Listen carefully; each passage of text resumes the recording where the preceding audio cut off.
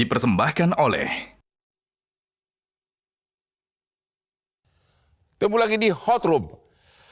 Saya tahu Sintayong, pelatih timnas nasional, jam 5 pagi sudah bangun tiap hari. Sama persis dengan Hotman Paris. Hotman itu percaya atau tidak, saya tiap hari bangun jam 3, jam 4 saya sudah berenang. Dan hampir semua konglomerat klien saya. Tapi itu semua berkat kopi luwak premium kesukaan Hotman.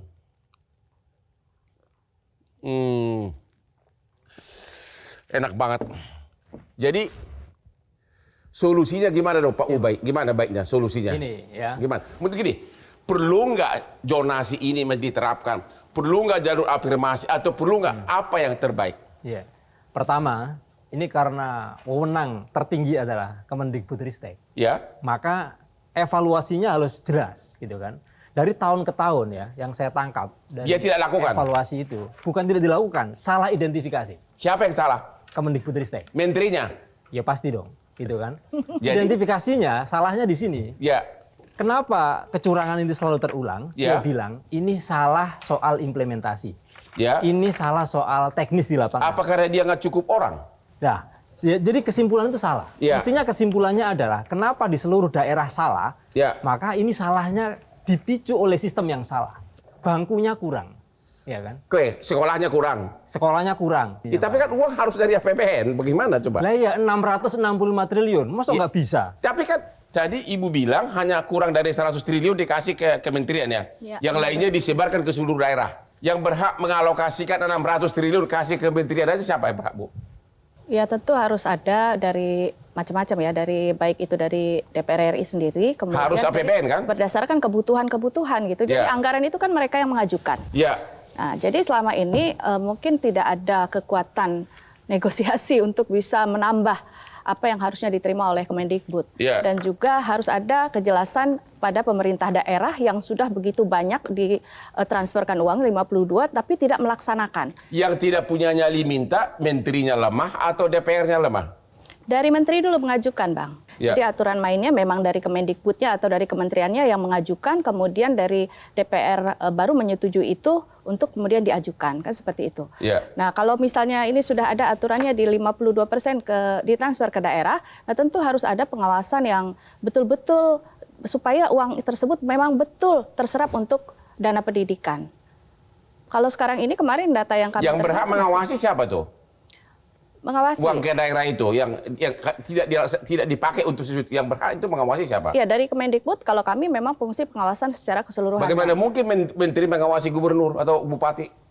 Bisa, karena itu kan jalurnya di Diknasnya, Bang. Jadi menurut Ibu menteri yang Pendidikan. kurang mengawasi? Ya, Sehingga harus uang ada itu dipakai pengawasan. kemana-mana? Iya, jangan dibiarkan bertahun-tahun itu hanya sekian persen Ya. dari daerah yang melaksanakan fungsi Ya. pendidikan tersebut. Ya. Kalau presiden istilahnya bisa diimpeach dengan tidak melaksanakan amanah undang-undang. Ya. Nah, bagaimana dengan kepala daerah gitu? Jadi tentu ke depan ini harus betul-betul serius. Kenapa menterinya nggak dijewer kupingnya? Ya, udah sering ada kita tegur, kemudian ada konsultasi dan lain-lain ya, Bang ya. Dan tentu setiap tahun itu ada perbaikan. Tapi ternyata ini tadi dari coba yang pertama dengan zonasi seperti ini sekian persen. Dan ternyata ya memang masalahnya masih seperti ini juga. Karena tadi itu dari jumlah sekolahnya saja memang kurang, Oke. Bang. Jadi dari DPR yang salah siapa? Coba dijawab. Tolong cucu dulu hidung kerbaunya. Yang salah siapa? Ya, sekarang ini kalau salah menyalahkan kan tidak ada guna ya. Dalam arti semua pasti salah. Dalam arti seperti Semua Abang salah, bilang menteri tadi. sampai Pemda salah semua gitu? Iya. DPR juga? Iya dong. Kecuali pengacara.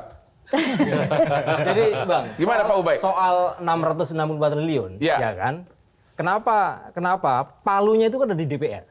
Artinya kalau ada alokasi yang nggak pas, contoh misalnya sekolah-sekolah kedinasan, ya kan, perguruan tinggi kedinasan, itu nggak boleh ngambil jatah 20% untuk pendidikan di APBN. Ya. Artinya kalau Mendikbudristek mengajukan itu, ya kan, maka suruh revisi dulu kan bisa. Apa yang direvisi? Ya anggaran. Ini nggak sesuai dengan peruntukan. DPR Ya. itu punya wewenang apakah anggaran yang diajukan oleh kementerian itu diketok palu atau enggak. Kalau kita lihat Permendikbud 1 2021 yang dijadikan rujukan ya. Apa solusi sekolah yang kurang? Solusi dari sekolah kurang adalah pemerintah daerah dapat bekerja sama dengan sekolah swasta. Kalau kurang. Karena itu bahasa saya nggak jelas itu. PPDB bersama itu. Mestinya ketika daya tampung kurang, maka pemerintah daerah wajib, bukan dapat. Saya mau tanya dulu dari saya bingung nanya ke siapa nih. Ibu Lisda DPR. Iya. Kalau bangun sekolah itu kenapa? Apa susahnya sih? Anggaran nggak ada atau apa? Kenapa nggak langsung bangun sekolah sebanyak-banyaknya SMP, SMA gitu loh? Ya anggarannya memang kurang, Bang. Anggaran kurang. Memang kurang. Gini, Ya, Bang. bagaimana kalau nggak ada dong Iya, hepeng? Tapi Bagaimana? sebenarnya tidak semua daerah kurang sekolah. Tidak semuanya kurang Tidak sekolah. semua kurang Tidak sekolah. semua kurang sekolah. Iya. Tidak. Bahkan sekolah negeri yang masuk yang di kurang laporan mungkin negeri. KPAI, Ya. tidak semua sekolah negeri itu Terisi. terisi. Iya. Ada di daerah-daerah Berarti- terpencil, daerah-daerah tertentu yang kemudian justru sekolah negeri kurang siswa. Itu oke lah di daerah itu oke lah bisa dimaklumi. Nah, yang kurang itu rata-rata di perkotaan. Di perkotaan itu kenapa nggak dibangun saja? Kenapa? Kalau di Nggak ada perkotaan uang? kayak di Jakarta ini kadang kendala lahan ya. Jadi ada pembagian wewenang, misalkan penyiapan lahan oleh pemerintah daerah, kemudian secara penganggaran pembangunannya dari pusat. Nah, kadang lahannya ini nggak ada gitu. Nah, itu kemudian tidak diimbangi dengan langkah strategis, misalkan melibatkan swasta, memberdayakan swasta, mensubsidi anggaran biaya kepada swasta begitu. Pak, benar nggak Ibu Lisda bahwa rakyat Indonesia ini 60 atau 80% maksimum sekolahnya SD? Benar nggak sih? Ya. Pusing nggak dengarnya itu? 60%, 80% atau 60%? Dan dari semakin menurun, Bang, sampai ke SMP itu dia berkurang terus begitu. Iya. Iya. Ini yang putus ya, yang putus sekolah ini pada SD tahun kemarin itu 40.623. Ya. Kemudian SMP, SMA, SMK, dan ya kalau kita melihat ini dampak daripada sistem zonasi ini hampir 30% Ya. yang menyebabkan mereka putus sekolah. Zonasi menyebabkan putus sekolah? Ya, menyebabkan putus sekolah itu Karena? kurang lebih ya karena tidak kebagian sekolah tadi salah Oh, satunya. tidak kebagian sekolah Iya. gara-gara zonasi. Berarti Sampai setuju 30%. nggak zonasi hapuskan saja? Kalau saya berharapnya itu memang harusnya disiapkan dulu, Bang. Jadi semua yang diharapkan tadi ya, sekolahnya ditambah disesuaikan dengan zonasi tersebut, kebutuhannya, kemudian juga mutu daripada sekolah tersebut, baik itu Oke, untuk SDM-nya. jangka singkat, menurut Ibu zonasi hapus atau enggak? Itu dulu deh. Kalau saya hapus. Hapus? Pusing gua ini, dua orang aja udah beda pendapat.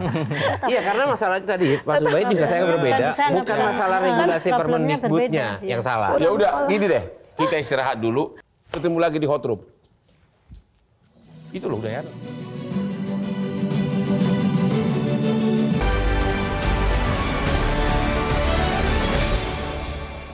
Jelajahi cara baru mendapatkan informasi. Download Metro TV Extend sekarang.